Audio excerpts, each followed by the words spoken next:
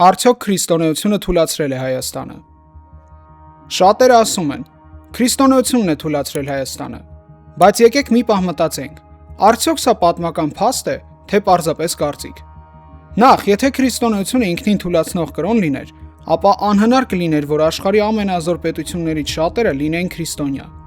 Բայց պատմությունը ասում է հակառակը։ Օրինակ, բյուզանդական կայսրությունը քրիստոնեական պետություն էր եւ դարեր շարունակ գերտերություն է եղել։ Միջնադարյան Եվրոպայի ամենազոր թագավորությունները՝ Անգլիա, Ֆրանսիա, Գերմանիա, Իսպանիա, Պորտուգալիա, բոլորը քրիստոնյա պետություններ էին։ Նույնիսկ ժամանակակից աշխարհում ամենաազդեցիկ երկրներից շատերը ձևավորվել են քրիստոնեական քաղաքակրթության ներսում, եւ հիմա էլ այդ երկրներում քրիստոնեությունը հետևորդների թվով առաջին կրոնն է՝ Ամերիկա, Ռուսաստան, Ֆրանսիա, Գերմանիա եւ այլն։ Այսինքն, քրիստոնեությունը որպես հավատք չի խանգարում ուժեղ պետություն ունենալու։ Իսկ ինչը վերաբերվում է Հայաստանին, Հայաստանը հեթանոս եղած ժամանակ երբեմն հաղթում էր, երբեմն պարտվում։ Քրիստոնյա եղած ժամանակ նույնպես։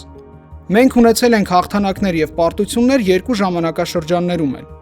Պետությունների ուժը կախված է քաղաքականությունից, բանակից, տնտեսությունից եւ աշխարհագրական դիրքից, եւ ոչ թե միայն հավատքից։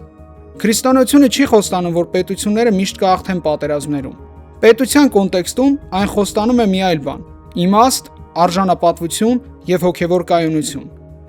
Եվ հայ ազգը հենց քրիստոնեության միջոցով է պահպանել իր ինքնությունը դարերի ընթացքում, երբ պետություն անգամ չուներ։ Ուստի այն պնդումը, որ քրիստոնեությունն է թուլացրել Հայաստանը, պարզապես անհիմն կարծիք է։